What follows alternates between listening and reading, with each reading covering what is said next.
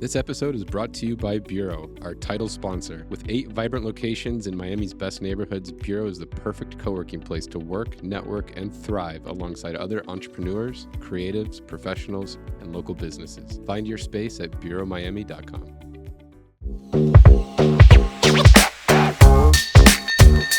Noah came in hot and heavy with a bottle of chilled and decanted Camus 40th anniversary. Like a boss. Cheers, thank you. Exciting. Cheers, Noah. Thanks for bringing this along. Seriously, well, it's a treat. As I said, it's Friday, right? It is Friday. Yeah, which makes it perfect. Man, that wine takes you on a journey.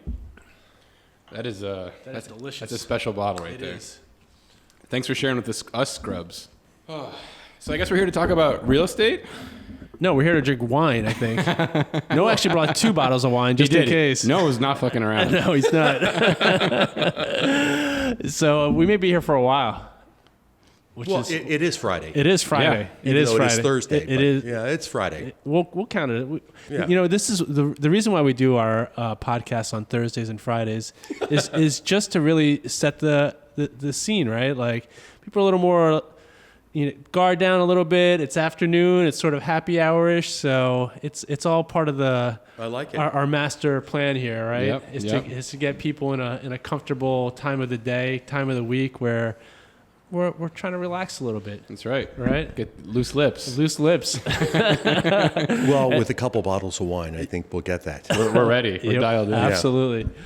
Well, cool. We're here with Noah Breakstone, CEO of BTI Partners.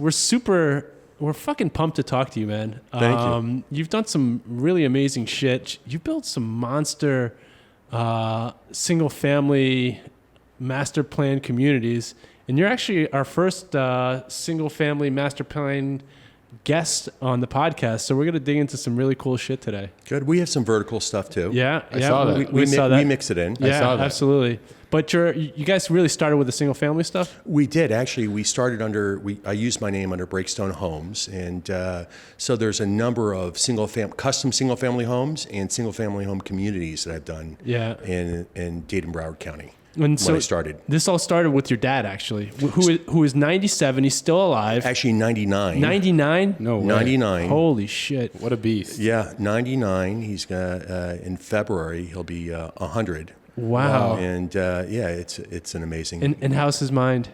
Ever since COVID, he's gotten a little weaker, but overall very strong. Okay. Physically, he's very strong. Really, physically still, huh? Yeah. That's amazing. I'm counting on 110. I would too. That's incredible. He's and the best part is all of his siblings are still alive. Wow. He has 3 sisters. Oh, you got it in the genes. Yeah, so he has a sister that's 101. Wow. Another sister that's 96, and a sister that's 94. Dang. And all of them outlived their spouses, and they're like oxes. So you're going to be around for a while. I think I got more of my mother's genes. Yeah. But it would be a gift to have those years. I mean, imagine what he's seen in his journey. I mean, is he using AI yet? You got him on ChatGPT? That's taking a little far. Actually, it'd be interesting. I'll take him. I should use Grok. Yeah. And so it's more verbal. And just chat with it. Yeah, that would be very interesting. You've been using ChatGPT? Or I've been using more of it in the last, I would say, 4 or 6 months. What are you using it for? I've been using it for research. Yeah. And to keep up to date on a lot of things. I've been very impressed with the ease of use. It's crazy. Yeah. So instead of if I have a question and I'm like, where are book values for the top 10 public home builders right now? Price to book. Instead of having an analyst run the research or look it up myself, you ask ChatGPT. Yeah. And then you say, well, put it in a graph for me. Right. And let me see the historical price to book values. Right. I mean, it's unbelievable. And it just keeps getting better. Yeah. It couldn't do that a year ago. A year ago, that graph would have looked like just nonsense. But today, it's starting it's tremendous. Yeah. Tremendous to be able to use that tool. So, I'm excited about that. Yeah, it's cool. Well, let's go back, huh? Yeah, I think we have to start with your parents. Were they like OG Floridians, or where are they from? No, my father is originally from Brooklyn. Okay. And born and raised, he's a Every proper Floridian comes from New York, right? Of course. Yeah, a lot of New Yorkers for sure. Born and raised in Brooklyn? Born and raised. So imagine Brooklyn. He was born in 25, right? Or yeah. 24? He was actually born in 26. 26, okay. Dang. 26. That's amazing. Yep. So imagine Brooklyn in the 20s. know. That's Holy crazy. shit. Yeah, tremendous. Actually, I can show you. It's funny. I have a picture of him and his father. My grandfather was in when he came here when he was I think 12 years old. He came from where? He came from Lithuania. Okay. And when he came here, never completed high school, and ended up being in the plumbing business. So it was Breakstone Plumbing and Heating. Oh, wow. And yeah, it's actually a tremendous treat. So I have a picture with my father. We were going to use it on our website of my father and his father my father was, I think, 12. 12. And yeah, it's pretty interesting. So, my father was the first to go to college, actually graduate high school and go to college. And he went to Columbia in New York and ended up migrating down to South Florida. How old was he when he moved to South Florida? He was probably in his mid-30s. Okay. And where'd your parents meet? My parents met here in Miami. Okay. My mom was originally her family was from Chicago. Okay. And they met here and they decided to raise a family here. So it was an exciting journey. So your dad came down here. He came down here in his mid-30s. So what year was that? The 1950s. 1950s? Yep. And what did he come down here for? Was he chasing a hot woman that happened to be your mom? No, I think at that time a lot of people were migrating as they are today. Yeah. That's never changed from New York to Miami. And instead of starting in New York, and he was looking in the development area, and he was also a licensed architect and engineer. Oh, okay. He decided that South Florida presented more opportunity. Okay, so he came to Miami. Yeah, my mom was a designer, interior designer. Oh, okay. And an artist, and how do they meet? I think through a mutual friend. Okay. And but they both had a good eye for design. Great eye. My father again went to Columbia and was graduated with a degree in architecture and engineering, but also was a sculptor. Oh, cool. And my mom was a painter, and they both came from a very artistic background, and they loved the art of building and designing, and it just took off from there. So did he start out as an architect? He did. Okay. He came down and got a job at a firm, or? He came down, got a job with a firm, started his own firm, had an office in South Miami, and always wanted to be in development, and had an opportunity for a multifamily building that a client came to him to design. And my father said, don't pay me. Let me contribute my value as an architect and engineer. And he also is a general contractor, and I'll build it and with all my fees, and I want to be your partner. That's awesome. Where was this first multi? It was in South Miami. Okay. Yeah. The building still around? The building isn't around. It was demolished. I think it was probably demolished in the late 90s for another building, and that was his beginning. That's the beginning of yeah. Was that the beginning of BTI? No, at that time, BTI evolved through me using BTI. My father at that time used the name Breakstone. Okay. Breakstone Construction, and I use Breakstone really for our custom home division, and when I did more commercial and high-rise work and master plan community work, I just used the name BTI. Gotcha. So your dad built the first multifamily, and then what happened after that? He did a couple more multifamily deals. Got involved in owning a hotel on the beach, and just did various projects that were in the development area: multifamily, hotel, some custom single family, and that was really kept it pretty small as an operator, the way he liked it. He was truly coming from an engineering background. He was very risk adverse, always concerned about protecting his downside, and probably would have never partnered in the development area if it wasn't for my mother. My mother was the one that always was the, go out and do it. She was ready to roll the die, huh? Always ready to go. And she was the one that always, shared with us that it's okay to lose your money, because if you know how to make it, you know how to create value, it's always going to be there for you. Things happen in the world, and you can't be fearful.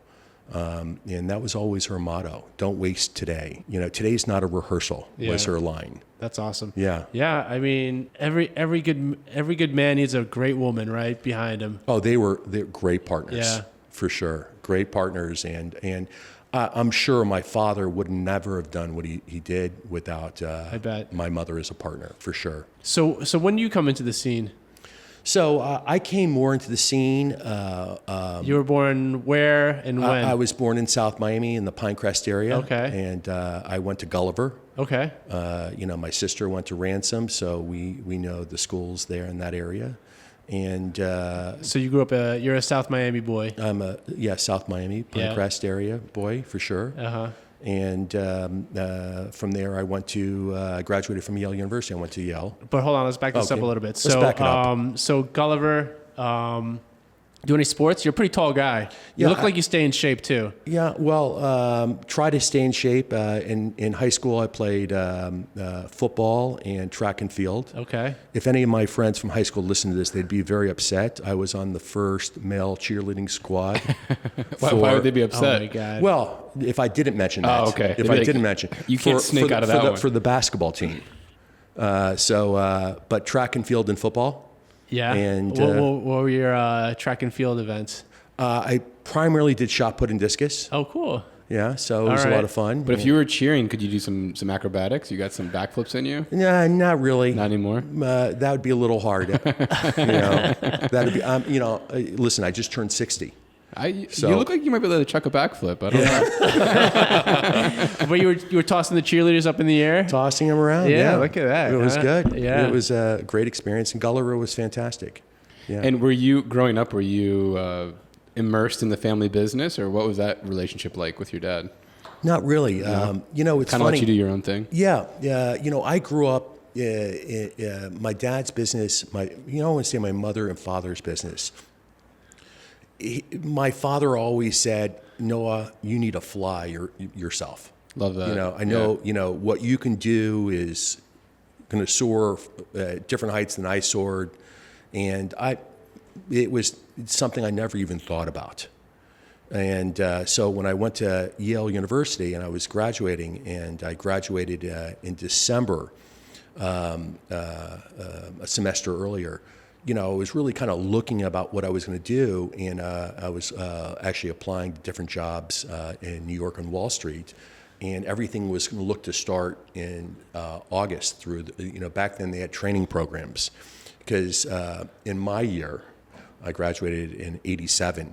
The goal was to get a liberal arts education. And what did you graduate with? Economics and philosophy. And quick question, just going back to high school. So you weren't working in your parents' business at all? Did you have any jobs in high school? Like, when did you start? I did. I did work. I worked in a couple of construction jobs. And were you like carrying blocks around? I did, actually. It was a way to get in shape for track and football. That's awesome. That's great. You figured that out. Yeah. Getting that man strength. Yeah. I did that, but my parents, when they raised us, everywhere we went, they would talk about the architecture. They would talk about design. We would go to museums. We when we used to travel as a family, it was always about looking at the architecture and the communities and, buildings.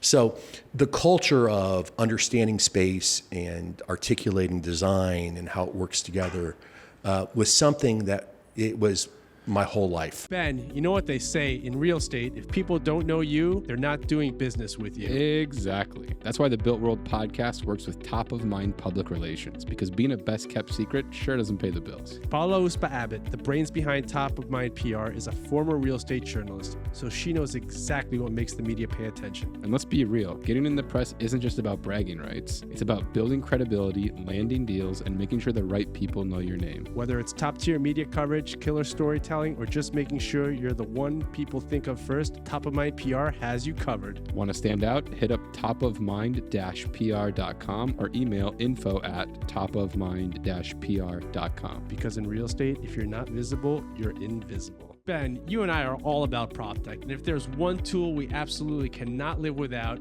for a commercial real estate brokerage business at Gridline Properties, it's Vista. Absolutely. Vista is incredible. We use it every single day, and we're always wondering, how do they do this? Every evening we get an email from them with real-time closed transactions. No more waiting around for months for the property appraiser to finally update. Yeah, whether you're doing industrial, retail, office, land deals, they have every closed transaction. And it's not just the speed, Ben. The details are on point. Seller and buyer info, contact details, phone numbers, emails, everything is accurate. It's hands down our top prospecting tool to farm for warehouse deals in Hialeah. Vista keeps us one step ahead always. It's also the best way to search for comps when putting together opinions of values for clients. Head on over to Vista.com and use code BuiltWorld and get 30 days free access today. VIZZDA.com. And as a high schooler, where were you guys traveling? Was it mostly domestic, internationally? We did it all. Yeah. Domestic, international. My parents. Europe, Asia. We did more Europe. Yeah.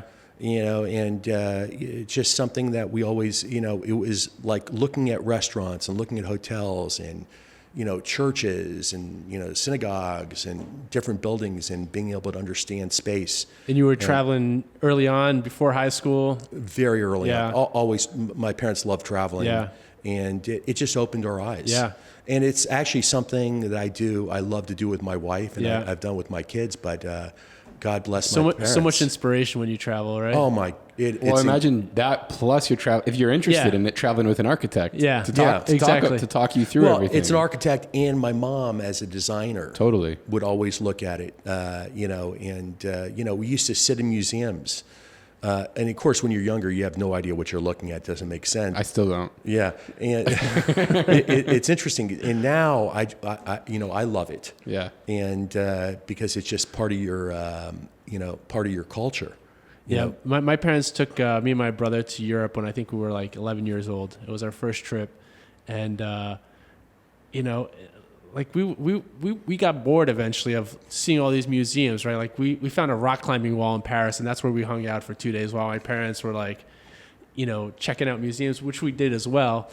But you don't realize it at the time, right? You're just like absorbing all this, it's sensory overload, right? Like the architecture, the city fabric, right? Like how things are so different than the United States. Just the streetscape. Just the streetscape. So, right? but when you're young, you kind of reject it. Why am I doing it? I Yeah. don't want to do it. But what's interesting, it stays inside of you. It does. As you said, you're absorbing it, you're seeing it. Totally. My parents would say, just sit down and let's just look at this painting. I'm like, Yeah. wait, what? Exactly. I remember being in MoMA, in a museum in New York with my parents looking at a Rothko and looking at these 3 color cubes, rectangles. I'm like, I don't understand. I can do that. I mean, this is ridiculous. What? A 4-year-old could design it. I did this what in is this kindergarten. about? Wait, or somebody, puts, spatters on the wall, on the paint. And now I look at it and I'm like, wow, this is so amazing. And it penetrates you. Yeah. It sinks in. That's what's so interesting, that what you experience, even though you're not absorbing all of it all the time, it's still getting in there somehow. It's still inside you for sure. And, that's an amazing thing. So quick question too, high school, what were your favorite subjects? What did you excel at? I probably excelled more in the math and science areas. Yeah. Loved the math. It made sense. numbers always made sense to me. Science always made sense, and it was something that came very easy to me. Yeah. It Sounds like you crushed it because you went to Yale. Yeah. Well, I worked hard. I mean, listen, it's a separate journey. When I was young, in 4th or 5th grade, I was told by a principal from an unnamed school that I had dyslexia and I was ADHD. Probably very common things today, but at that time they were unfamiliar, not as familiar as they are today. And the principal said, to me in 4th grade and to my mother, listen, Noah has limited capabilities, probably won't make it through college. You should think about vocational training. Yeah. Wow. And so hearing that very young gave me an incredible amount of determination. Yeah. And, do you agree with her assessment of you or about the HD and dyslexia? Oh, absolutely. Yeah. Oh, I have no problem. I actually look at that as strengths. Yeah. Listen, I move to topic to topic. I want the answers very quickly. Start with the end. Give me the the end right up front. No problem. Probably why English is not my favorite thing because of being more dyslexic. I know what I can do. I have no problem processing and understanding and getting concepts. And my thinking isn't linear. It comes from many different areas. Yeah. And so to me, it's not a problem at all. Well, you heard it here on the Built World. Parenting advice: tell your kids they're dyslexic and watch them succeed. Yeah, well, that's what it is. It's a gift. Yeah, absolutely. For real. It's a gift, and we don't always know how to teach for that talent. But I think it's a learning difference that you can excel with. Well, whether it's true or not, it lit a fire under you. Yeah. And I think that's what's interesting. Like you heard it at the right time. So actually, let me correct you. It is true. Okay. It is. It's a different way of learning. And if you look at, numerous successful people, they'll tell you they're dyslexic. Dyslexia is very common between success and dyslexia as a common trait.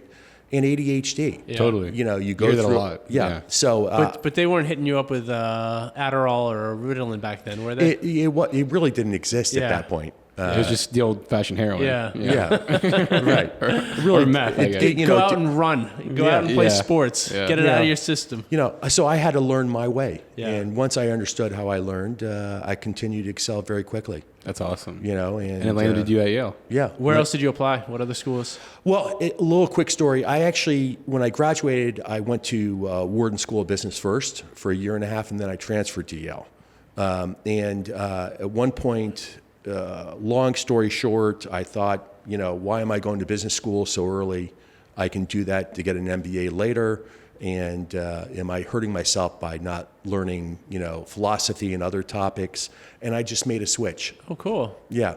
And that's tough to make that switch. It is. Because you're in college, you're making your group of friends, and to just say, I think I'm going to make a switch. That takes a lot. It's a big jump. Yeah. Yeah. It was a big change. And when I got to Yale, even though I loved my experience. But let me ask you a question though, real quick, because I'm sure Penn has got a great liberal arts and philosophy program there as well.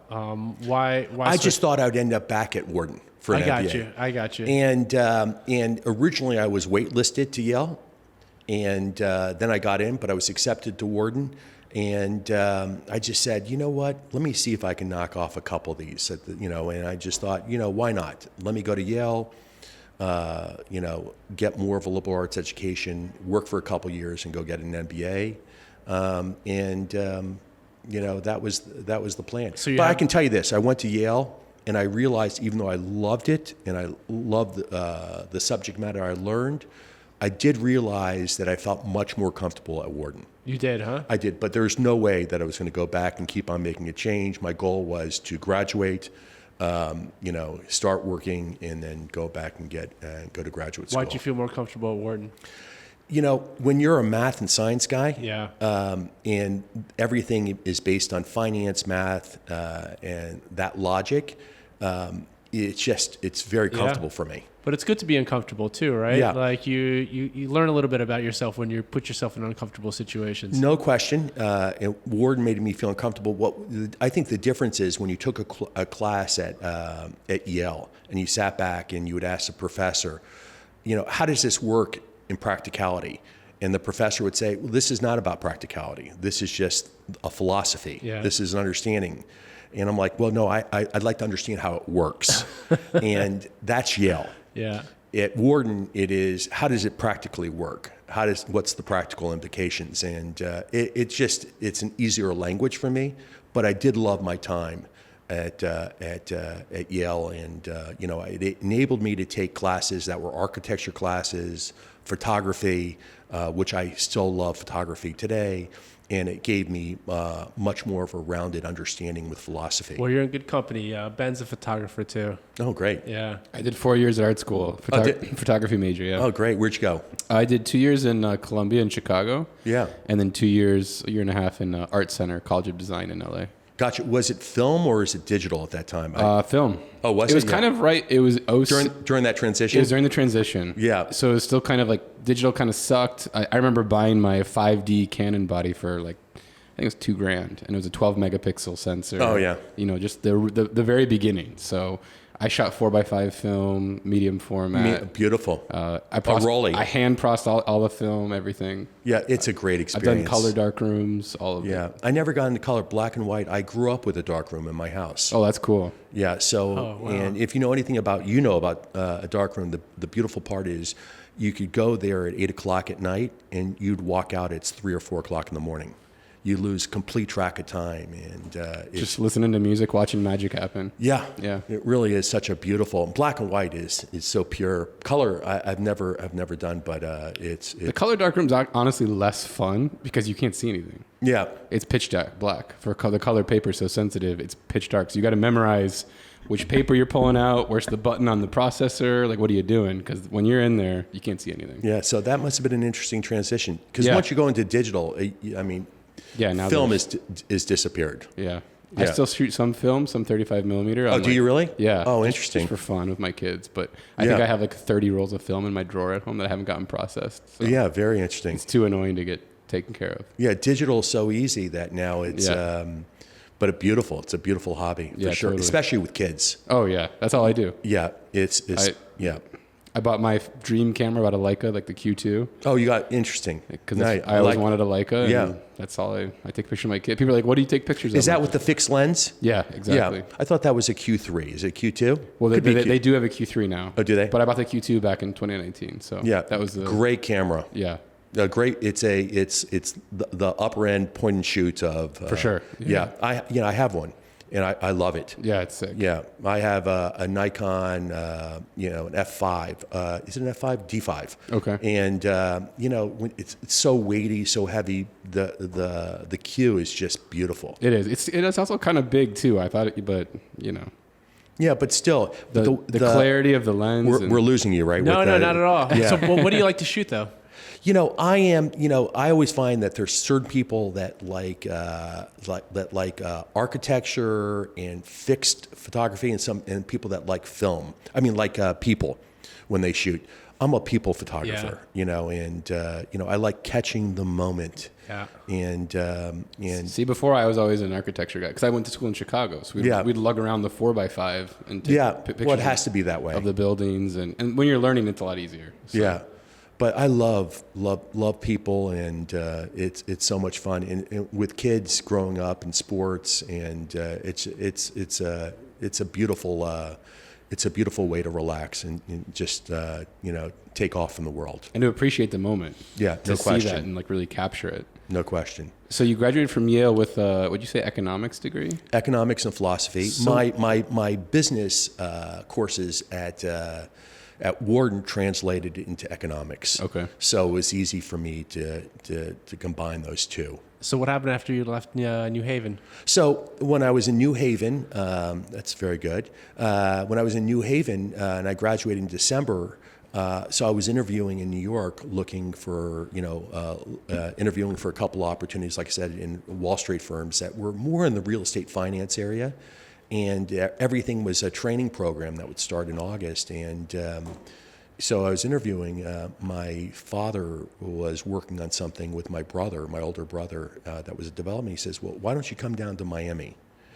And in January, you have 8 months, and work with us for a little while." And that's what I did. And when I came down to Miami, I was working with my brother in something that he was working in the development area, and I ended up never going back. So what were you guys working on? A small project my brother was working on that we started called Sudden Place. It's in right off Kendall Drive in Ludlam, and it's 28 townhomes and a small town and community. And that was my first project I ever worked on. That I did with my brother. And But your brother and your dad were working together. Yeah, my father was semi-retired. Your dad was semi-retired? Yeah, my father got married when he was 33, and I was the third child. So my father probably had me when he was 42, 44. So he was, in his early 60s when I graduated. And he, had a couple of apartment complexes and a hotel, and he was really sitting back and working half time, and my older brother was looking at an opportunity, and my father worked on him to really mentor him through that, and that's when I came in. I just came in right at the time they were starting something, that small townhome community, and I said, this is so interesting. Maybe I will hold off a year before I go back to New York. And that's what I did, and I ended up never going back. And so what happens is this, I'll tell you, when you start your first project in development, I guarantee you everything will go right. For no good reason. I've never been able to match the margins and the success I've had from that project. From the townhouse project. That 28 townhome units. And it was so easy. The construction worked, the design worked, sales were a walk in the park, everything worked. I'm like, my God, this is the best. I thought you were being facetious. No. Everything was so good. I said, well, why am I going to leave? I mean, I made a ton of money. The entitlement process was probably a lot quicker than it is today. Oh, yeah. Walk in the park. Yeah. And that's what made me say, hey, I'm going to stay and do this. This is a great way to... It's a cakewalk. Yeah. I can make money quick here. And it never... Little did you know, huh? Little did I know. My goodness gracious. Because on our second project, we had, cost escalations from, Hurricane Andrew hit. Oh, wow. A whole different reality set in. We had another community that we built called Swan Lake Townhomes. I'm not sure, it's on Ludlam and Kendall Drive. And we did about, I think there's 50 luxury townhomes there. And, we were like 80% sold out, and Hurricane Andrew hit. And I'm like, oh my God, we have these sold out. But my cost just went up 30%. And a new reality set in. And it was a fascinating time, fascinating. Were you guys already halfway through construction when Hurricane Andrew hit? We were probably a little further than that in construction, maybe 50%. And were these block frame houses, or were they wood? Yeah, typically everything, even back then in South Florida was block. Because I know everything changed obviously after the building codes changed, but Andrew was kind these of Andrew, and some of the affordable stuff was could have been wood frame. Okay. More of the luxury stuff was typically block. Okay. And these were more luxury townhomes. So how did that project work out? Did you guys break even at least? Or? It was, we a couple things happened. I have to back up there, because on that property when we were doing these townhomes before we started, it used to be called an apartment complex called Sun Moon Lake Apartments, and Sun Moon Lake actually was built by my father. Oh, cool. So yeah, it was a great site on the corner of Ludlam and Kendall, as I mentioned, and my father had put it on the market and got an offer to sell it, and I said to him after our last townhome project, which was half a block away. I said to him, I said to my father, I said, listen, what do you think if I buy that from you? In other words, we partner and we tear it down to do luxury townhomes. We just learned what we just did for 28 townhomes. And even though it's an income-producing property, I think, at that cost basis per unit, it makes great sense. And he said, okay, let's do it. That's awesome. Yeah. And townhomes to sell or to rent? To sell. Got it. It's there today. It's Cool. called Swan Lake Townhomes. And it's a successful community even today. It's beautiful to go back and look at it. And with the Andrew setback, did you guys end up making money on that deal? Or? We did, never what we expected. Sure. And But you fought through it. we fought through it, and you learned a lot through that process of construction. And now we have provisions in contracts, hurricane provisions and cost escalation provisions, which we didn't know about at that time. Yeah, it's like the force majeure clauses that showed up after COVID. Yeah, Including pandemics now. yeah, pandemics and There's always new clauses getting added after these disasters. Very sophisticated in the clauses. Yeah, we have a COVID clause. Yeah. For price increases like hurricane clauses. Yeah. And it's critical. It's critical. And that got me at that point into the single family home community development area in custom homes. And what was that? What got you into that? What was like the first foray into the single family home community building? So we were there building townhomes, and it was just A natural extension. A natural extension. My father had a small architectural practice, so we were able to generate architectural plans for custom homes, and we were doing it. Mostly the custom homes we were doing at that time were all in spec. Okay. We designed it, we bought the lots, we built the homes, and then we would sell it. And these were mostly in South Miami? A lot in South Miami, a lot in the beach area, a lot all the way up to Golden Beach. Gotcha. We probably have, during my tenure in the custom home area, throughout Dade, a little in Broward, probably 250, 300 homes. Wow. Yeah. And what size homes? Matter of fact, how big are these homes? Today, if you ask about Breakstone and people more of my generation, they'll say, yeah, I know Breakstone. They're custom home builders. Yeah. And the best part of that is I haven't built a custom home since 2004. Wow. For 20 years. And people still recognize Breakstone Homes. Wow. So when did you evolve from just doing one-off, or maybe more than one-off, but it sounds like you did a lot of spec homes, to doing these big communities? Because when I was looking at your website, I was blown away by the number of homes on some of these. We're talking like 2,000, 3,000, 4,000 homes. So we did custom homes, and to be very frank, what I found it's a very hard model to grow on the custom home model. Ben, Felipe, your wives would say, hey, I want Noah to come. I have a problem with my kitchen. I don't like the floors. And, Noah would have to go. It was very granular. It couldn't get scale. I couldn't find scale to it. Makes sense. And I was looking to get more scale in what we did. So we got more into multifamily, and as the market was changing too, and it was running up, we jumped in with a bunch of other developers into the condo conversion area. And so we took a lot of our multifamily, we converted it, we bought a lot of apartments, we converted it. And that was like a 2005, 2006 playbook right there. We were right into that playbook. Yep. And, we jumped in pretty heavily and throughout South Florida in that area. And as we did that, I really got out of the custom home area at that point.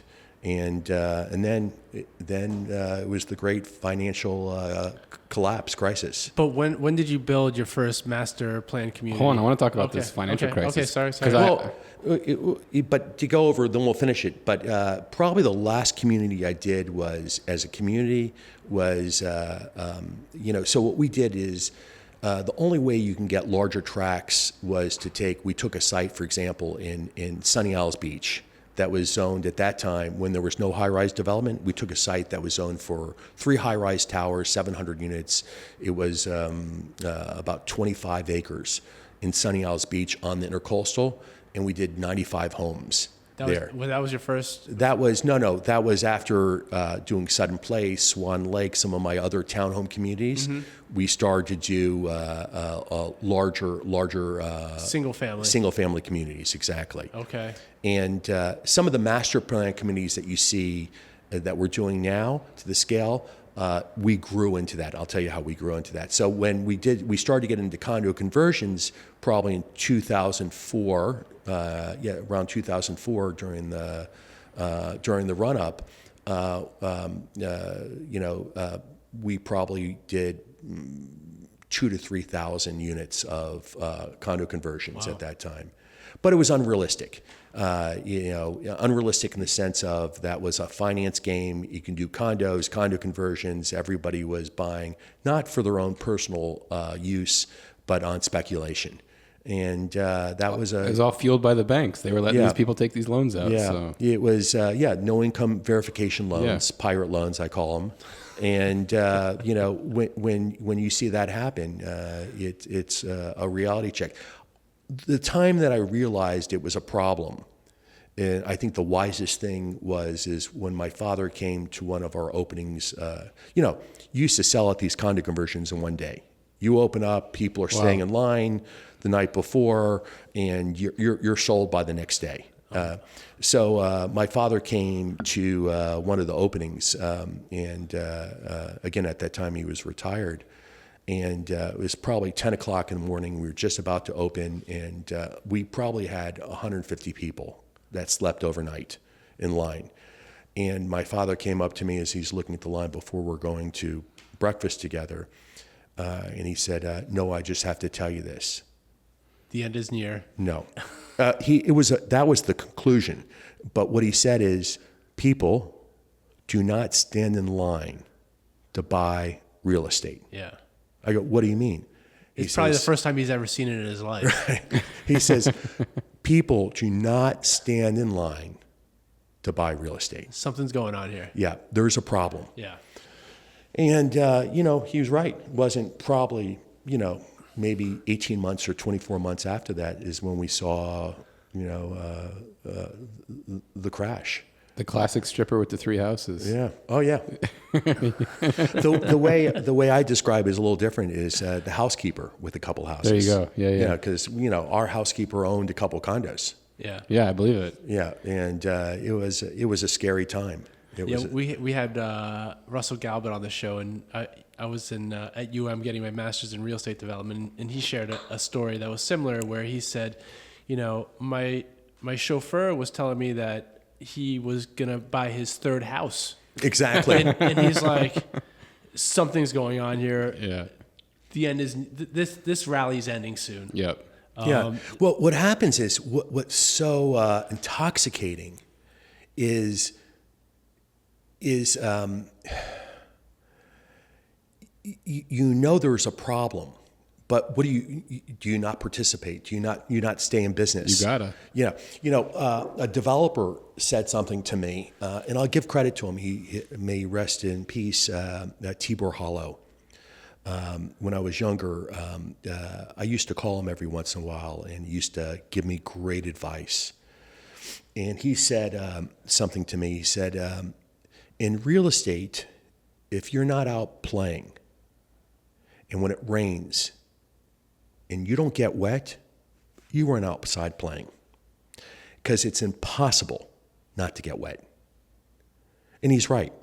I mean, during the run-up, the choice was, close down your business, not participate in real estate. Of course. I mean, it's just, what are you going to do? Felipe, ever since we moved into Bureau, my productivity has been through the roof. I mean, I might actually be getting things done for once. The energy at Bureau just makes work fun. Plus, with 8 locations across South Florida, from South Miami all the way to Hollywood, there's no excuse for not finding a spot to get your shit done, Ben. And we're not alone. Over 500 local companies call Bureau home. Everything from creative agencies and real estate firms to tech startups, law firms, and media companies. It's a melting pot of brilliant people, and we don't include ourselves in that category. We definitely don't include ourselves in that category. Bureau really has space for anyone, whether you're flying solo or have a team. There are suites starting at 100 square feet all the way up to 2,000 square feet. They also don't try to lock you into long-term agreements, and everything is month to month. Let's not forget the important stuff either. The coffee is top tier, staff is incredible, and has a very entrepreneurial vibe. It's not just a workspace, it's a place where work actually gets done. That's right, Ben. So if you want to level up your workday like we try to do every day, check out Bureau. You might even catch us sipping some espressos between podcast sessions. Or tequila. Definitely tequila. Tell Bureau the Built World sent you, and you'll get 50% off your first month's membership. See you out there. Cheers. Later. If your Instagram is collecting dust, so are your leads. That's why we started working with Sage Marketing. And I gotta say, they're dialed in, Ben. Yeah, they'll build out your content, help you with your brand voice, and even create custom reels for you. Stuff that looks good, authentic, and performs. Whether you just need strategy, someone to train your team, or you're ready to hand it all over, Sage has packages for whatever level you're at. And the best part, you can book a free 15-minute discovery call. No pressure, just a quick call to see where you're at and how they can help. Hit up socialmedia.sage on Instagram or check the show notes for the link. If you're serious about growing your brand this year, this is the move.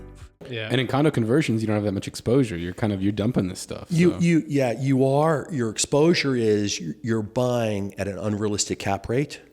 Right. So that's your exposure. If you get caught in that interim. Yeah. And it happens very quickly. And let me tell you. Did you get caught with your pants down? Well, we had grand openings and suddenly nobody showed up. Oh, wow. Yeah. So it's like I said, if you're outside playing, it's impossible not to get wet. You got to be practical with that as you go, because it just, that's the way it works. So, we got caught, and it was a manageable time for us, but it was very painful. We went from over 100 employees to 6 or 7. Dang. Wow. Yeah. I mean, listen, let's just call it the way it is. You have people lining up at one, for a couple of years to a point that nobody shows up. Yeah. That's it. The spigot was just turned off. Turned overnight. off. That's it. Yeah. And you got to pivot quick. Yeah. And you have to pivot quick but you're still holding the bag. Totally. Yeah. All that payroll, everything. Yeah. I mean, you got to cut. So what a time. Yeah. So we cut fairly quickly. Was that one of the hardest times you think in the business today? I think so. Yeah. Yeah. I can tell you this. There was times when I'd go to my office and shut the door. And you don't fully realize the pressure, but I suddenly had a herniated disc in my neck and my lower back. I'd be laying on the ground, trying to, and then you realize the pressure is tremendous, and we got rained on, and just like every other developer, but we reacted quickly, and I think that was a time that we made a huge pivot. In our business model and what we did, and we went from really being developers to more financiers, and partnering more with Wall Street, and we changed our business model pretty drastically. But it was the time for 2 years is during that period. It was a big transition for us. But it was a very successful transition. So during that time, again, we probably had 6 ongoing condo conversions at various stages, and we went from huge sales to 0 sales, we were trying to rent everything back up, repackage everything. If we had to hold the multifamily, we would hold it. If we could cancel sales, it didn't make a difference. Any sales that you had weren't going to close. Yeah. It's just the nature So of the only option you had was to convert these back to multifamily? Absolutely. Okay. As quickly as we can. And there was rental rate compression because there was a lot of change during the run up. Prices even for rentals were going up. So it was, we were holding on, and we were able to hold on to be able to take, a lot of our fractured product and sell it. And we sold it in whole, and we liberated ourselves pretty quickly. But we gave things back in terms of we lost a good amount of equity. But I think it enabled us, when we reacted as quickly as we did, the market even got worse. So I think we saved ourselves from additional pain, and it opened the doors for new opportunity for us. And what was the pivot? So the pivot at that time, when you go from over 100 people to 6, it's pretty dramatic. I'm sure. And at that time, our shop changed to more a finance model. By the way, at that point, what do you feel like as an entrepreneur? Like that had to be a gut punch, right? You're like, yeah. Like what? How do you recover from? You had a 100-person company. You had a big ass company. We're all making tons of money, and now the sky just fell apart. Like what? It goes back to my motto, as my mom said. It's if you know how to make it, you'll make it again. Yeah. So just don't quit. And it really, that's what it is. You have to understand you're going to go in with the right frame of mind. And the quicker you accept it, easier said than done, the better off you are. And, we accepted it very quickly. We moved as rapidly as we could. We transitioned as quickly as we could, because the flip side of that coin was the opportunity. Right. And that was the greatest opportunity. The greatest opportunity. And, as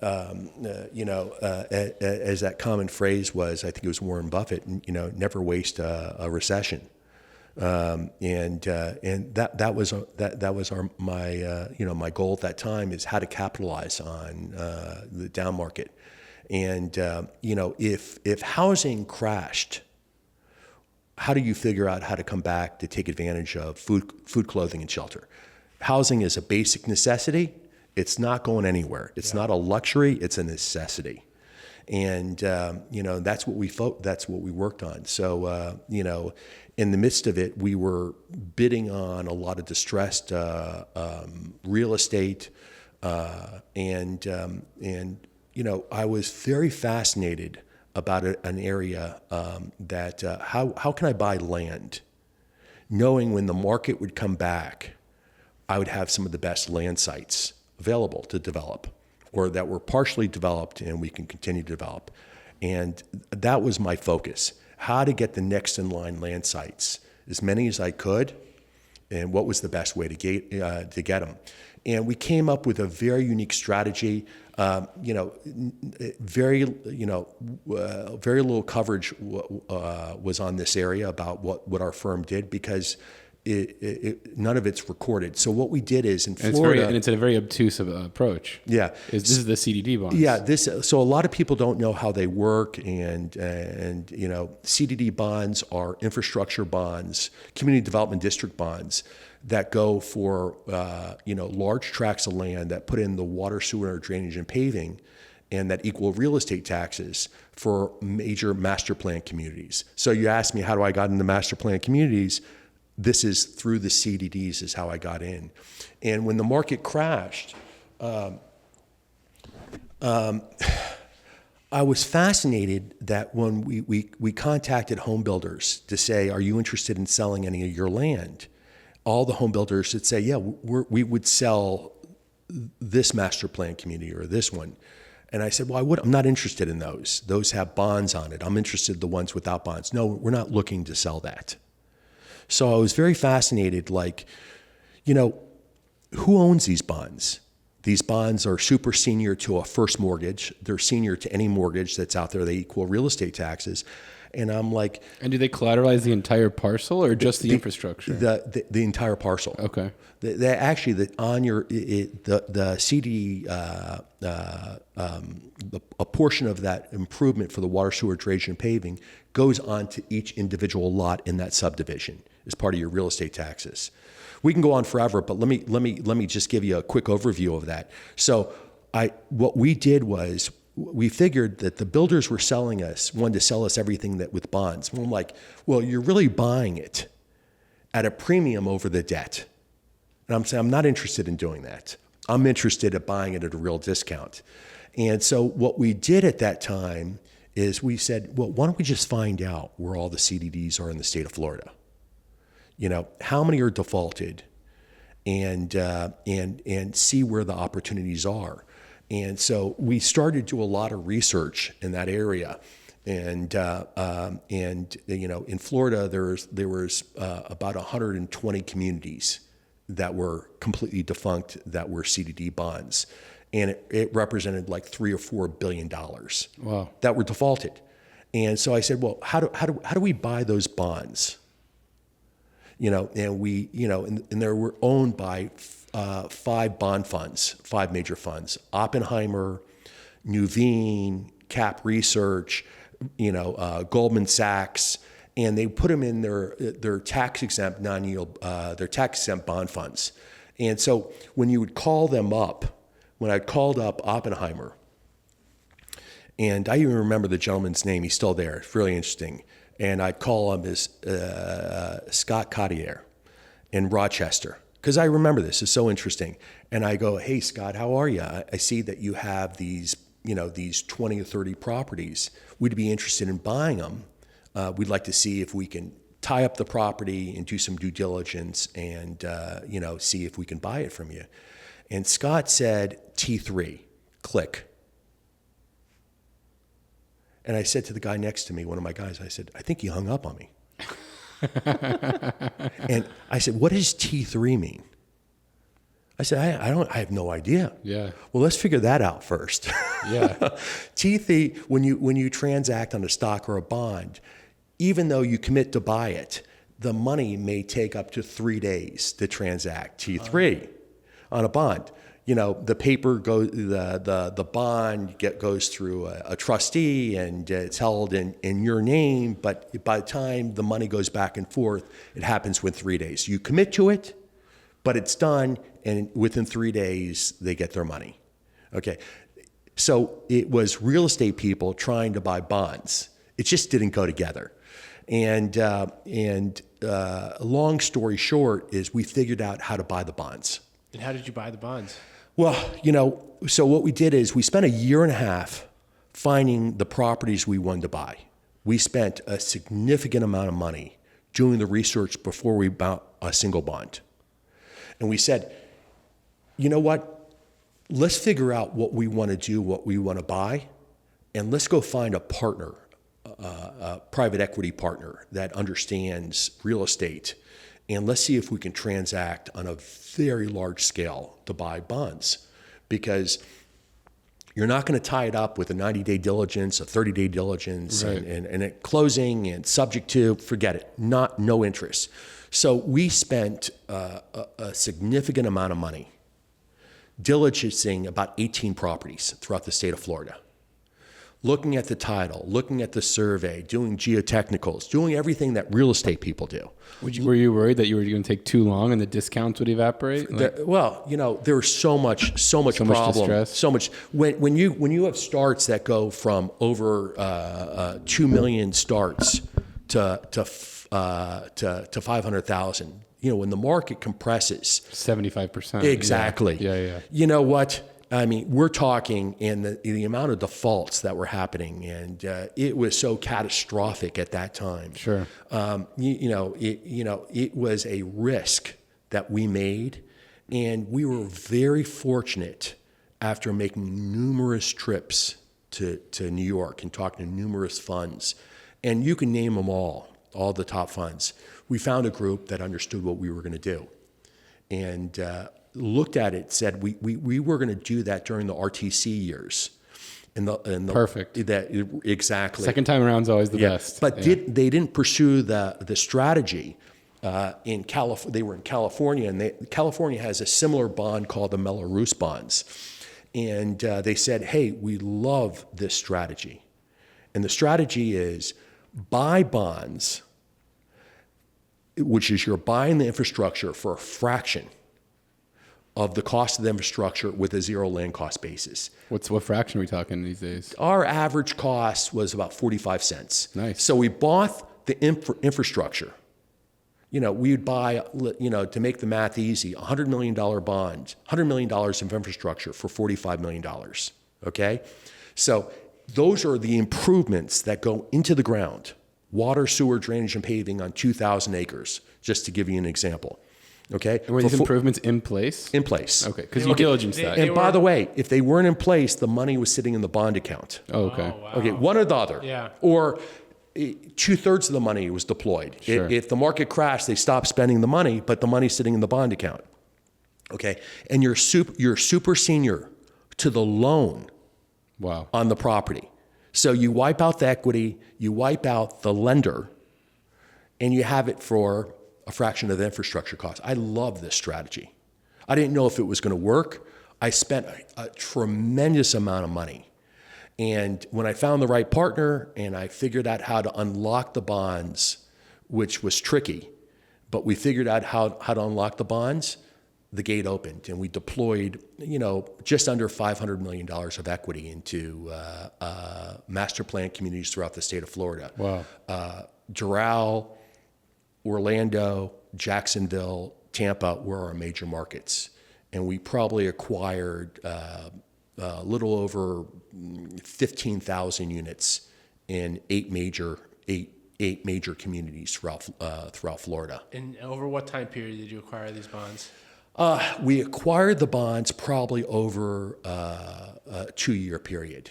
So what would happen is the secret of acquiring the bonds, this is where the problem was for real estate people. Real estate people understand real estate, bond people understand the bond market, they don't go together.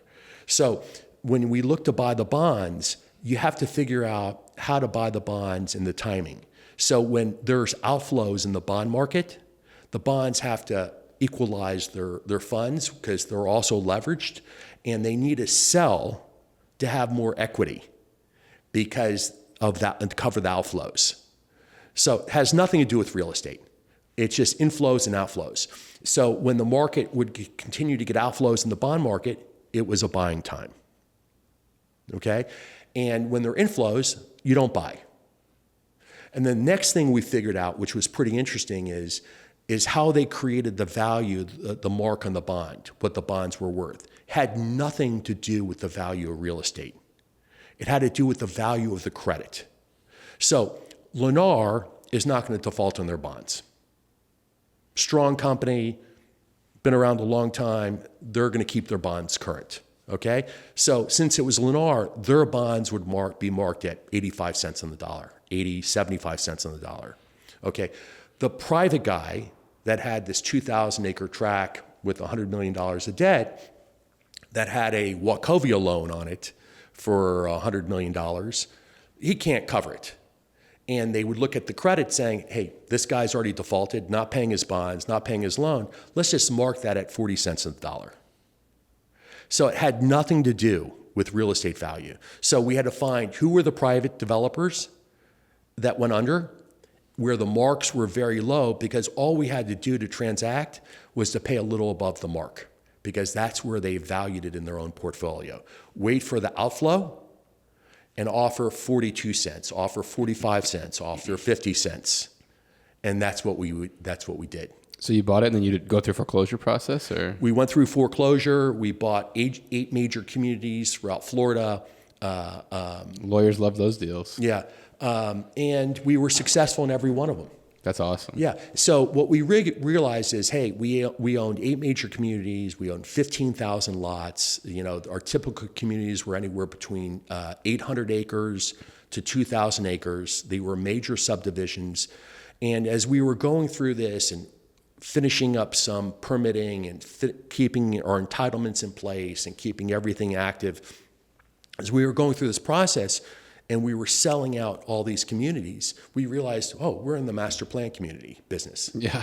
Hey, we understand this, and that's how we got into that business, because now we buy the land, we issue the bonds, but we do it in a very fiscally responsible way. Instead of improving, 2,000 units or 5,000 units at one time, we do it in phases. So we ended up we're master plan developers. And we issue the bonds and we sell to the public, and typically some of the regional private builders. Right now, we probably own a little shy or own or control about 25,000 units throughout the major markets in Florida as master plan community developing. And we're really a inventory solution for the public home builders and the large regional privates. They don't want to hold land on their books, long-term land. And, I'm going to say this, it's hard to believe, but the numbers show it. Housing throughout the United States in the major markets is undersupplied. A lot of people don't realize it. When you sit here in Florida, you can't, and when you sit here in Miami, you don't see it because there's no land.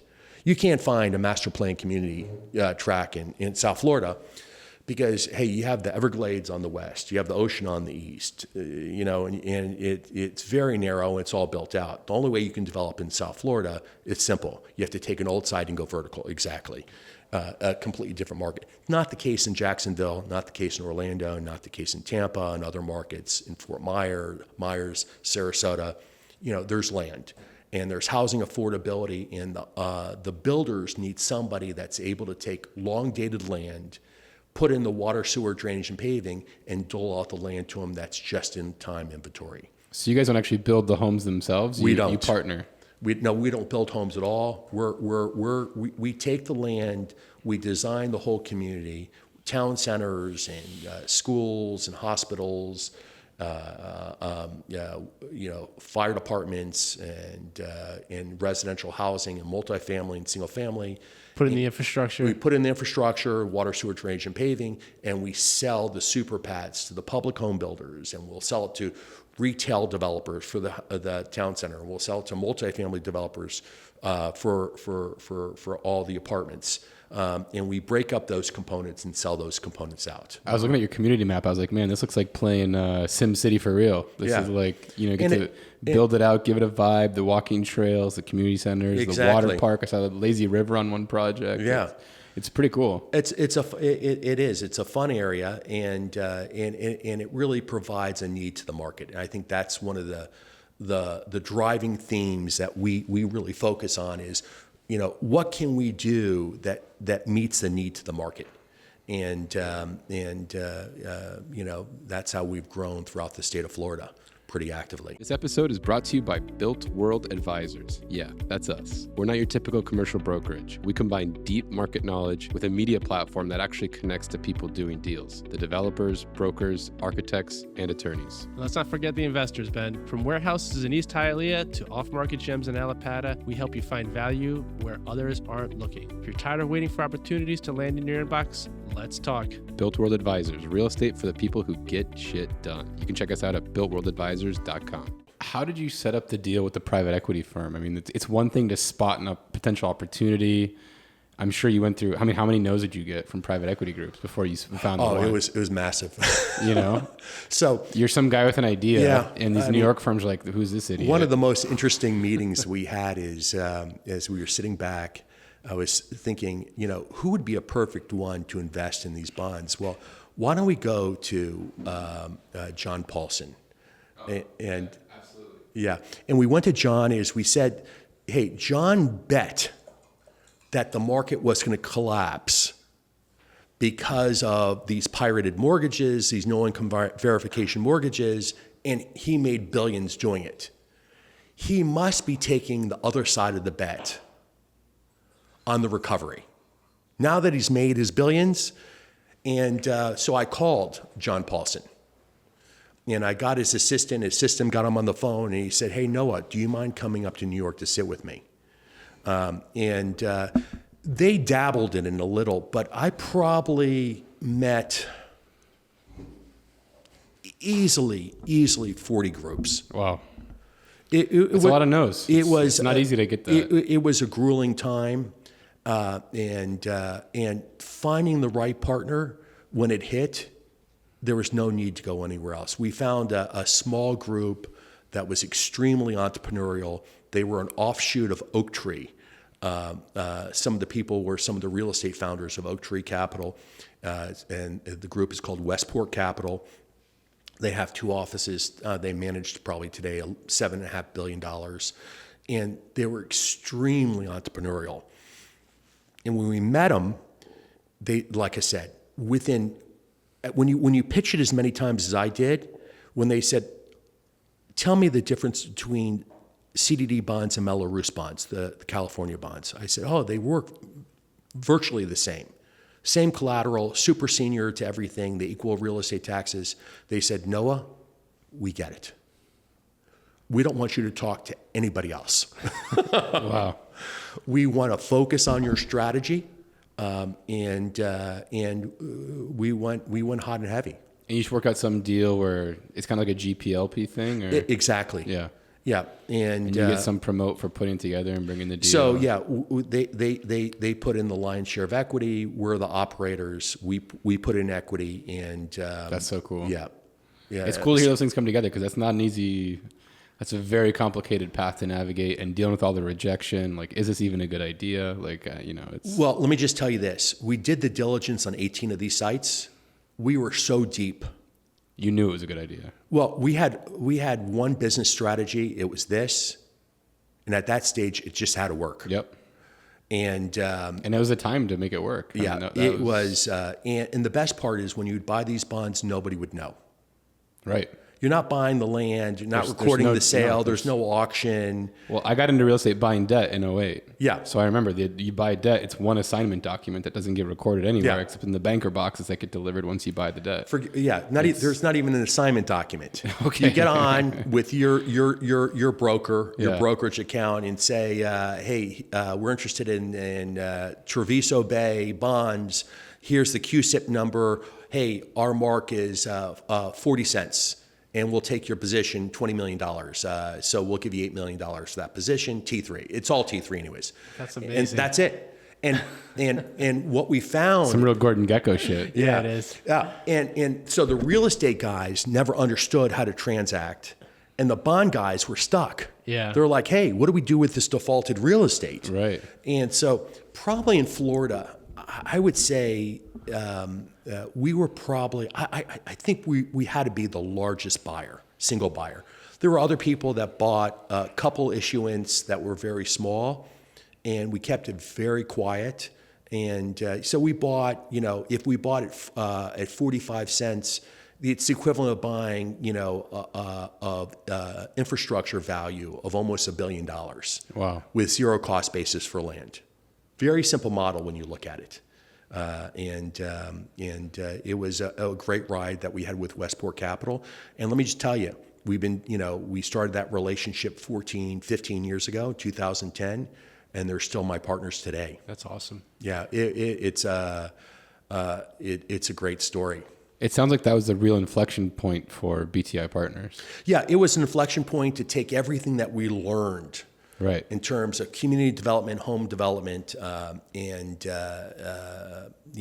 some of our finance experience, and take it to a much larger level. Well, I mean, even back to your childhood of, understanding placemaking and what makes communities. Yeah. I mean, you're back there doing that again, designing these master plan communities. Yeah, and you're right. It has that feeling of taking a fresh canvas, and just painting something that's permanent and from scratch. Understanding how the streetscape works, how people interact with buildings and sidewalks and Yeah. water and trails. And Yeah, it's exciting. And understanding the nature, the natural elements that are already there and how to take advantage of it. So it's been a great ride, and we're, like I said, we have 25,000 units now, and we're starting another. When you say 25,000 units, you mean like individual home lots, sites? individual lots. Got it, yeah. And again with Westport, and we're doing another fund, and we're going to probably look to deploy anywhere between $600 to $750 million in land.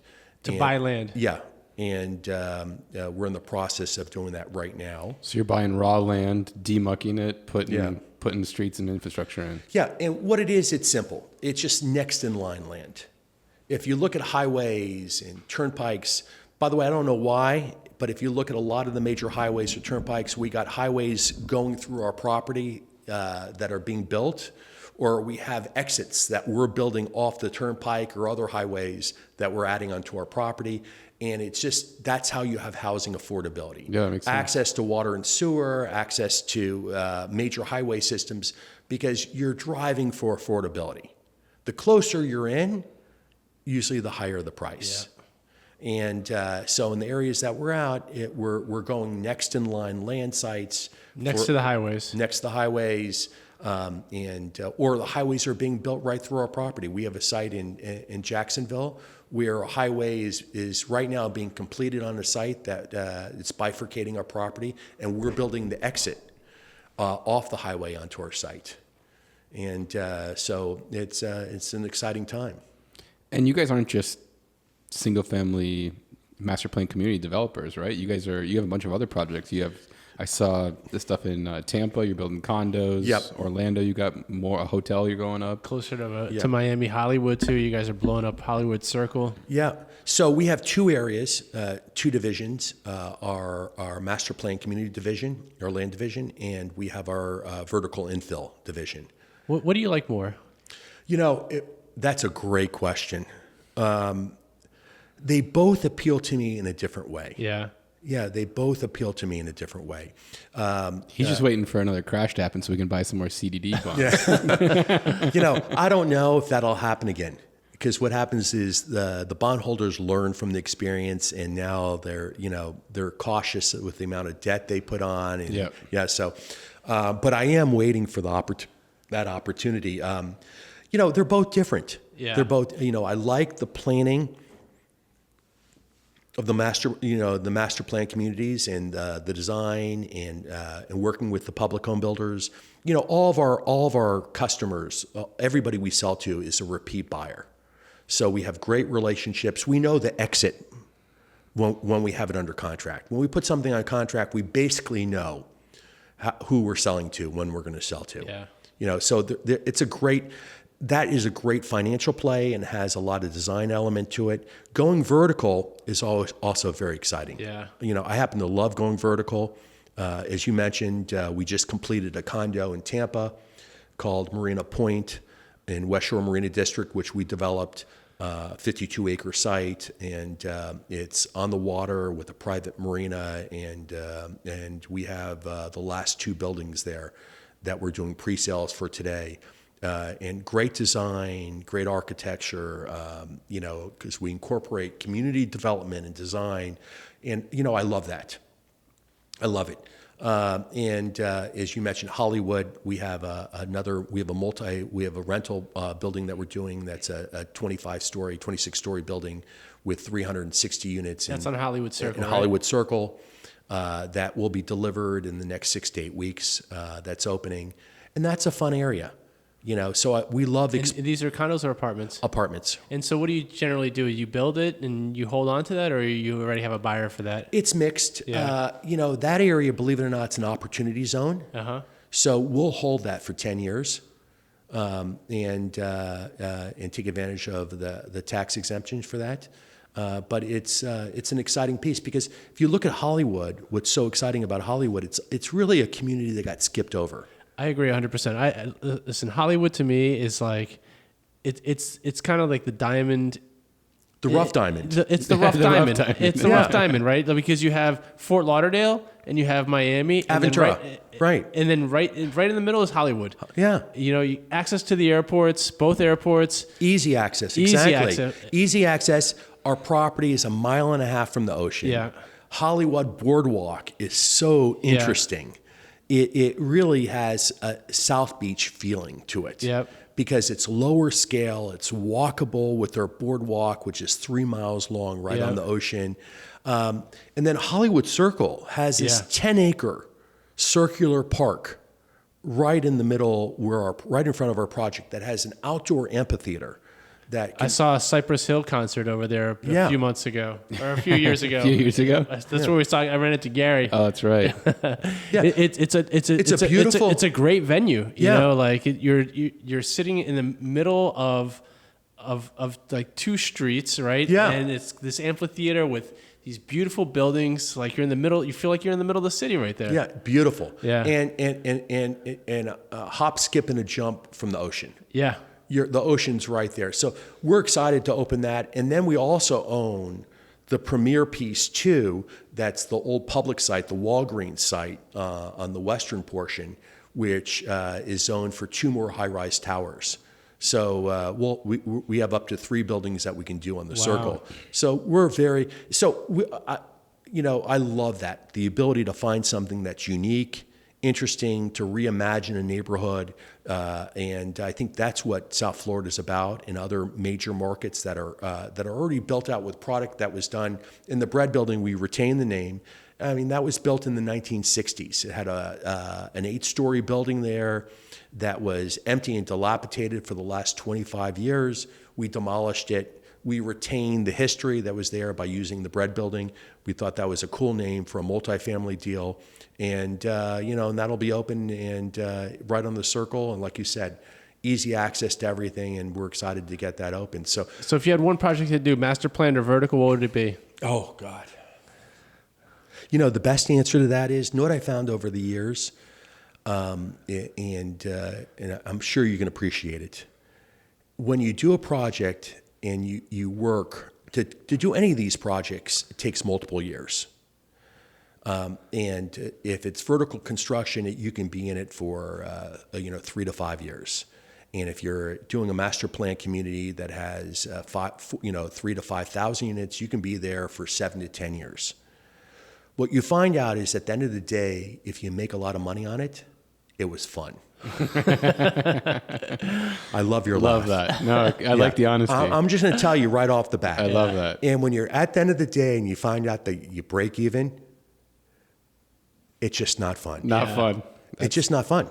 Yeah. So, the bottom line is, I can tell you this, is you got to buy right. It's all in the buy. And then you have to hold on for dear life, because everything. It's I don't know. Are you guys boaters? Oh yeah. All right. It's like boating. They say the best day of boating is the day you buy the boat and the day you sell the boat. But if you're a real boater, you'll never say that. Okay. But the day you buy it, everything's going to go wrong. Okay. And that's what it is. So you need a lot of luck. You have to buy right. Yeah. Because everything will go wrong. Speaking of buying right, sorry to interrupt you. Yeah.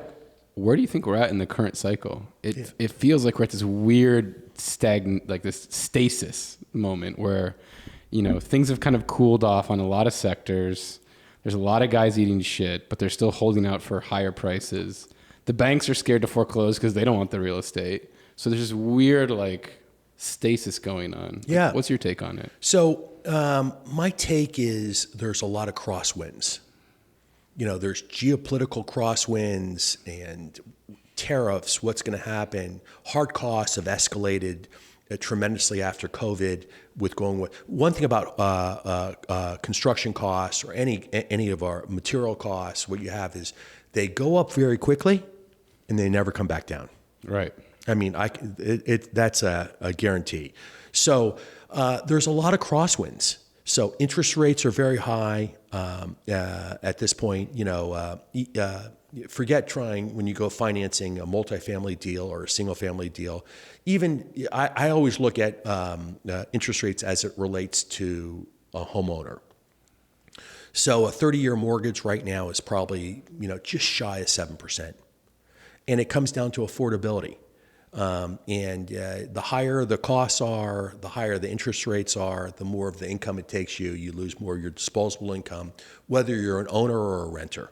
So we're right now in a very unusual time where there's a good amount of crosswinds, whether they are local or national, and they're definitely geopolitical. As it relates to the Middle East, as it relates to Ukraine and Russia. So there's so many elements happening at one time, it's really hard to figure it out. So I don't think the market has really appreciated fully where it is because it's pretty high. It's hard to figure out. I went to listen to a speaker, the chairman of Goldman Sachs, and I think I agree with his analysis that if this doesn't clear out in the next quarter or two, the latest, 3 to 6 months, I think it could escalate where it creates a very complicated recession or stagflation period. We're cautious.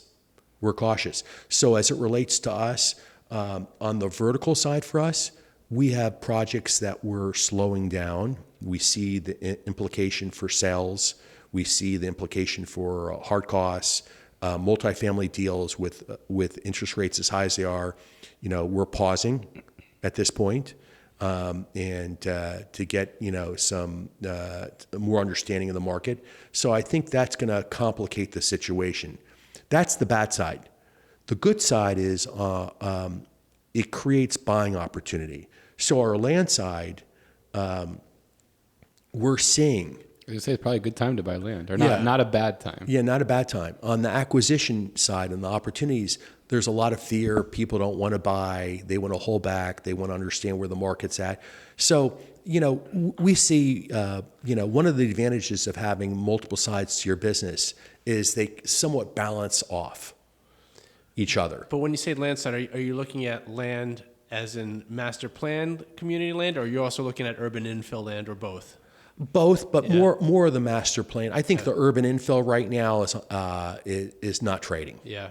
Yeah, I think we're all seeing that. On the master plan community side, the buyers out there are holding, and we're looking to buy. When it's difficult to sell, I'm interested in buying. When it's easy, when the market's hot, we're selling. Yeah. So that I think is working well for us, and I think on our land side for our next fund, for our master plan community area, we're looking to go now to Georgia, to the Carolinas. We're looking at Colorado, Phoenix, Arizona, and more of the Sun Belt issues, typical suspects where we see. This is the first time you guys are dipping your toe outside of Florida, Yeah. right? Yeah. So, and we'll do that for our land area. Yeah. Again, it's really going to the Sun Belt area where we're seeing job growth. There's household formation where you see job growth and population growth.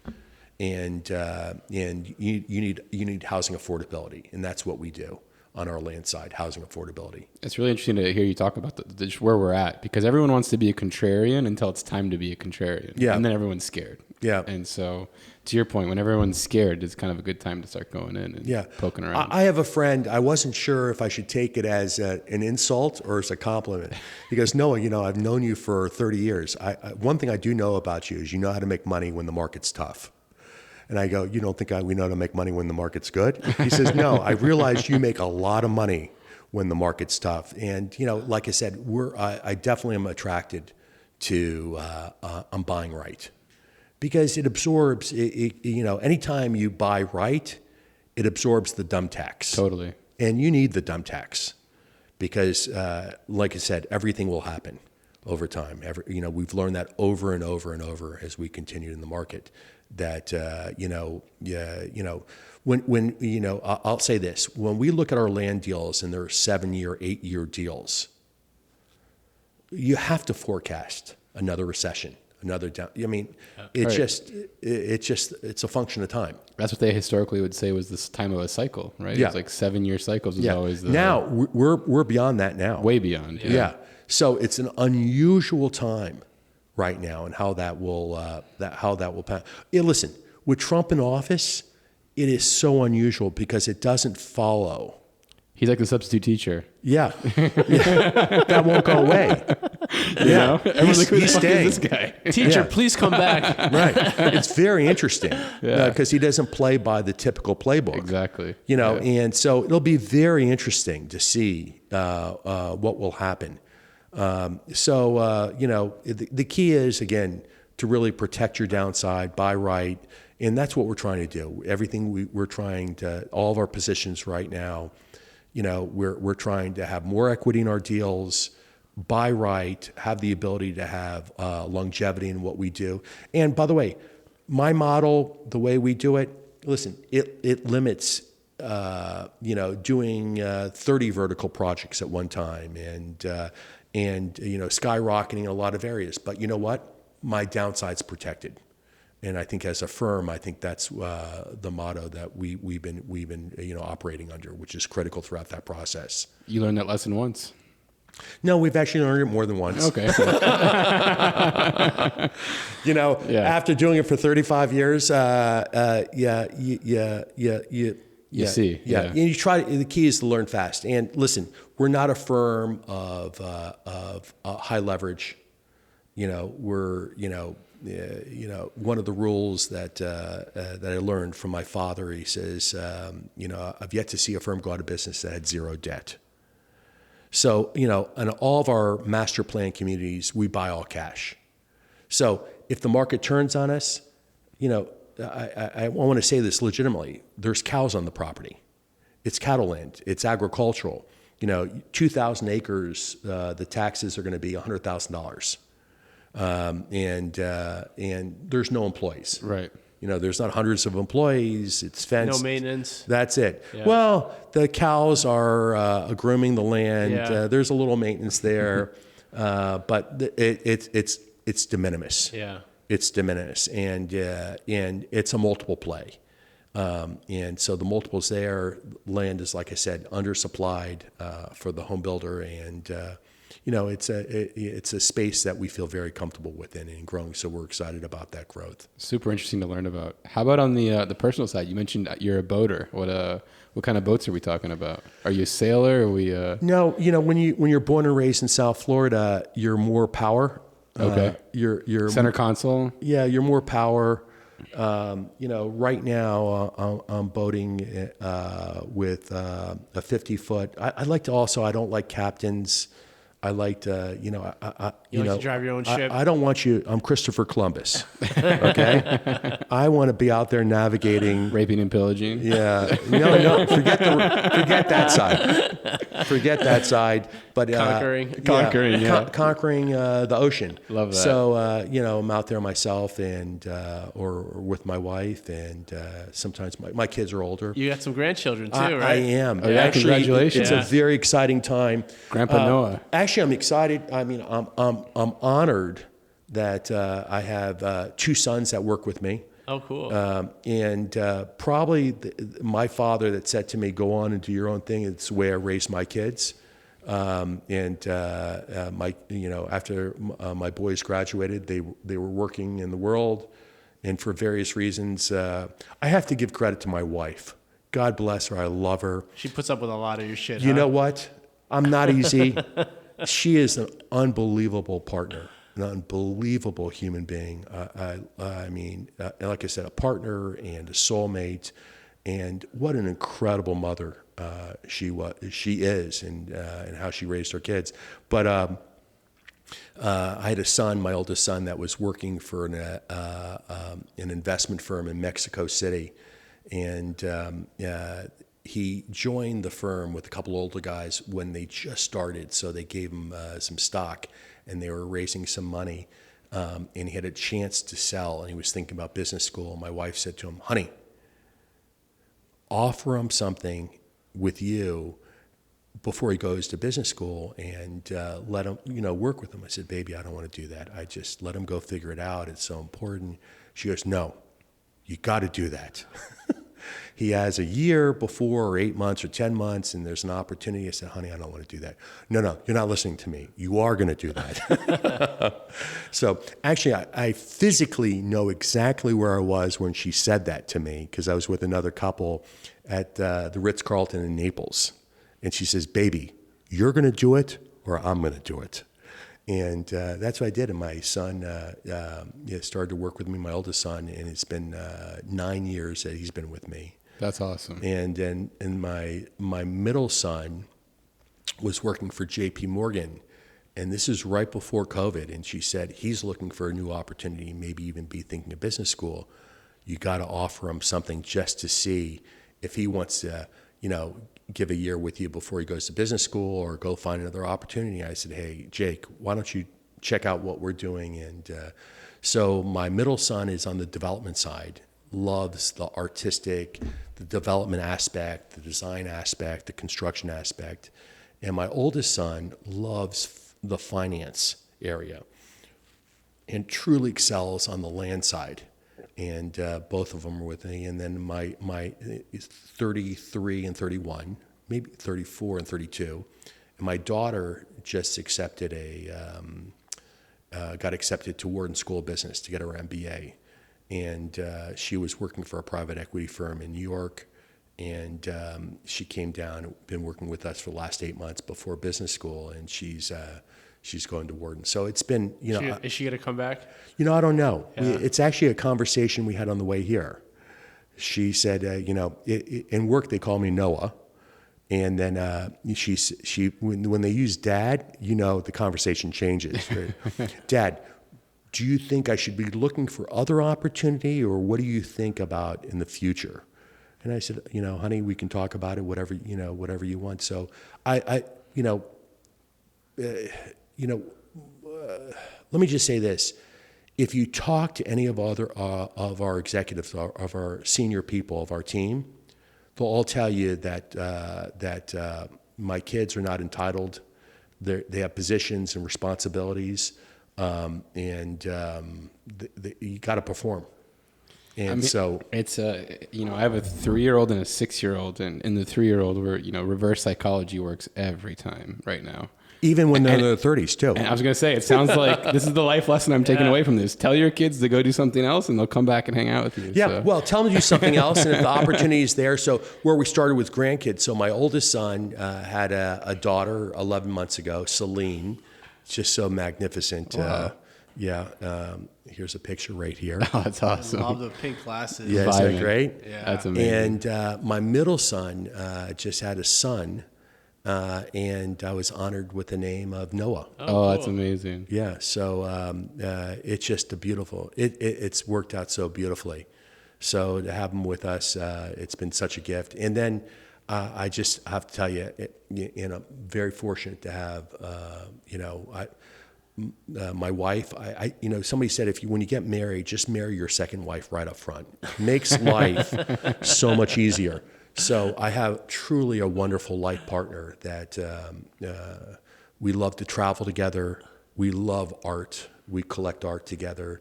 We go, when we travel throughout the world, we look for art. We look for emerging artists. We walk streets. We talk about architecture and design. And, that's our passion. And, we ever retire? That's a tough word. I'm not sure what that word means. Yeah. Let me just say this. I will slow down. But you're not slowing down anytime soon. What you realize is I've become more effective over time. Sometimes when I was younger, the only way I was effective was to work 6 to 7 days a week, 80 hours a week. Brute force. Yeah. And there was so much to learn, so much to understand.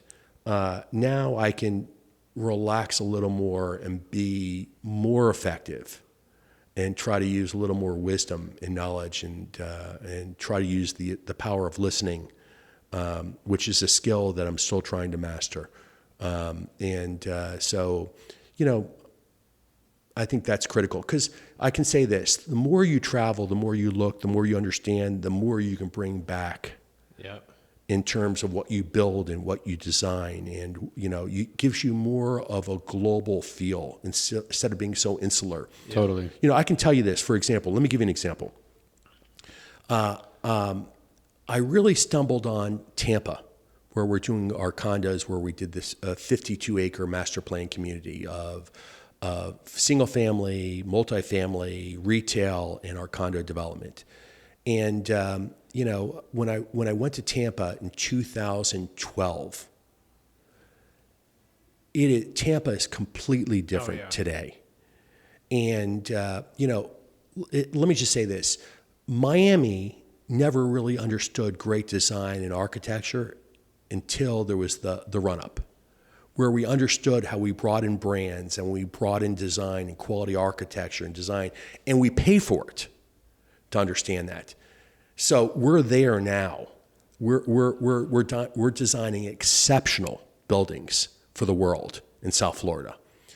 Tampa is not there yet. It's getting there now. And so it's funny, when I used to go to Tampa, I used to see nobody from South Florida. In the last 3 or 4 years, the planes are packed. Yeah. Wow. And you can see the architecture elevating, the design elevating, the brands elevating, and so it's But just to be clear, Miami's still the coolest fucking city in Florida. Oh, no question. Listen, Like, there's hands down, like, way cooler than any other city in Florida. yeah, it's beautiful. But these other emerging markets, these other new 24-hour cities are coming. Yeah. They're coming. Yeah, And- St. Pete's pretty cool. Yeah, St. Pete. Yeah. Well, Tampa, St. Pete work Yeah. together. St. Pete, But downtown St. Pete is unbelievable. Central Avenue, that place, art, same thing. Downtown Tampa's coming, and they work together. Yeah. It's like Miami. It's like Miami with the Design District and Wynwood and Fort Lauderdale. They're all working. They're meshing together. Tampa St. Pete works the same way. Yeah, you're right. Love that market. Yeah. Love that. And the changes that I've seen in the last 14 years, a world of difference.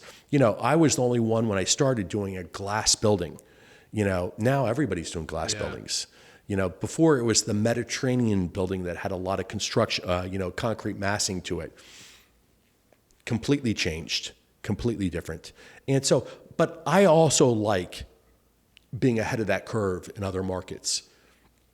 I find that exciting. I find that interesting, and to do it. So, I've kind of blended it in other markets as we continue to grow. It'd clearly be easier to keep in my own backyard. It's created a lot of traveling, but we love doing it. And my team loves doing it. So it's all part of the process. So it's exciting, but great. Those are great markets. You got to keep it interesting. Yeah. And I think that's what we're looking to do as we continue to grow. We have offices right now in Orlando. We have an office in Tampa. Probably by next summer, we'll have an office in Jacksonville. And, it's all about being very local, intimate, understanding the local market. You like the Jacksonville market too, huh? I do. Again, because Jacksonville is one of the downtown Jacksonville. I haven't been there in a while, but I went down there, I don't know, 10 years ago, and I'm like, this place is awful. There was nothing going on there. By the way, check out Tampa. Same way. Yeah. And St. Pete 10 years ago was not that much different. The art scene was there. Yeah. But the high-rise area and the mixed-use area wasn't. Yeah. And it comes and it grows. It will happen. Yeah. It hasn't clicked for downtown Jacksonville. But what happens is this. The further you have to drive, the more you drive, you end up coming back to the center. Yeah. Because the time that you're in the car just starts not making sense. Yeah. And so you're going to start, it hasn't happened in Jacksonville. It's Vinnick in Tampa with this development, which was massive, and some of the high-rise and development in St. Pete was the impetus of that change in those markets, and that probably happened 6 years ago. And I think we'll see that happen in Jacksonville. Yeah. Hasn't clicked yet, but you'll find out. Listen, I live in North Miami. My office is in Fort Lauderdale because we cover so much area. For me to get back to South Miami from Fort Lauderdale, listen, that could be an hour and a half drive. Yeah. Easy. Yeah. Yeah, it's crazy. And so what we'll find out is people want to stay closer to their areas, and it drives more mixed use and new uses and more retail. And the offices are going to be more central in terms of this mixed use. And so a lot of these areas continue to change that we've seen in South Florida. Listen, 25 years ago, downtown, how would you describe downtown Miami? Well, it's still pretty much a shithole. Oh, but nowhere where it was. I mean, today. No, I know. Come on, but completely different. Brickell. Yeah, well, Brickell's a completely different story. Oh, downtown Miami's still suffering. It is going to happen quickly. Brickell, a completely different world. Well, listen. If you said Claude Island, where Swire is. Yeah. It was nobody even thought about it. I mean, I started my career on Brickell about almost 25 years ago. There was one place to go eat, Au Bon Pain, and that was it. And Pericones. Yeah. And Pericones is gone now. Pericones is gone now. But we had Gary Ressler on the podcast here a couple of weeks ago. Downtown still, it's a shame what's happened to downtown. And we've talked about this. There's one landowner or one property owner in downtown that isn't doing very much with their land. And so downtown. Is that the stuff in this area right here near you? Here? No, I'm talking really Flagler. Yeah. The old, there's one property owner there that owns 90% of that stuff, and it has just been left to decay. It's going to come. It has to. Yeah. I mean, and this area that you're in here is going to come. Yep. It's all. Listen. It's 25 years from now. It's going to look very different. Yeah. I wouldn't even say 25. Yeah. Probably less. Yeah. give it 10. I mean, but this is what's happening in other markets, Yeah. and you're going to see this in Jacksonville. And the impetus is already there for Tampa, St. Pete. You see it in downtown Orlando, Lake Arioli, in that area. Beautiful. Yeah. Massive changes. These are becoming much more dynamic cities, and it's going to continue. It's going to continue. But let me ask you a question though. Do you think that there will still? I mean, a lot of it seems like people. Our downtowns are being redeveloped, and I think there's a trend for people wanting to be closer to downtowns. How does that impact the master plan communities that you're doing? Yeah, people listen. What we try to do is all of our master plan communities really deal with housing affordability and attainable housing, and to get attainable housing that's not vertical. It's driving for affordability. I mean, it's just that's the reality. That's why having proximity to highways and transportation so critical. And you have to have the ability. But you're going to be in your car. Yeah. And even though there can be suburban, industrial, and office and other areas like that, you're always going to find the affordability more in the next in line, more in outskirts. But the advantage of affordability is you're getting new communities. You're getting new schools, okay? You're getting new town centers, new retail. Yeah. You're getting highly amenitized communities. The benefit today on these... You're not just building single-family homes. There's actual amenities that are nearby as well, like you just said. We're building parks. Yeah. And we're building public schools. And, one of the focuses that we have also is we're trying to make sure we're on the sites that we have for our school sites, they're schools of excellence. And we're trying to partner with some of the top charter schools. By the way, very easy to see when you see communities where they have top-rated schools, you're going to see the greatest appreciation in housing. Very easy formula. So for a lot of our communities, we're trying to control the types of schools that are going in, the types of public spaces, the types of communities, because it creates more appreciation and value for the homeowners. And that's the only way you're going to get space. So, these are elements that are very hard to achieve in South Florida because no matter what, the cost for construction to go vertical is substantially higher. You may get a single family home that you can build for hard costs for $80 a square foot, while you'll get a low rise that costs you hard costs $240, $250 a square foot, and a high rise that will cost you $350 to $400 a square foot. That's just the hard costs. So the only way you're going to get the affordability, and if you want a little space, is to have single family, and it's not going to be. It's hard to do it here, and that's the struggle here. When you look at national incomes versus housing affordability, South Florida doesn't have housing affordability, and it's definitely a big challenge, a very big. And also the proportion of your salaries that you'll spend for housing to be able to live in a market like South Florida becomes 50%. While you're in Tampa, St. Pete, Jacksonville, it could be 30. Yeah. So it creates much more a higher level of disposable income. Very cool. I mean, it's super interesting that you have these two hats that you wear, which is the master plan community, the urban infill. Not many developers that wear those two hats. Three hat, financial engineer. And financial engineering too. Well, that's only when things change. Exactly. Yeah, it's been let me tell you, a 35-year ride of ups and downs and a lot of fun. And like I said, we take a highly entrepreneurial approach to what we do, and it's been a great ride. Well, thanks for coming down, and thanks for bringing the beautiful bottle of Camus to share with us. Hey guys. It's been listen. Thank you. Thank you. An absolute pleasure. Cheers. Cheers, and it's been enjoyable. Yeah, Cheers. thank you. Thank you. Appreciate it. My Have a pleasure. wonderful afternoon. Thank you.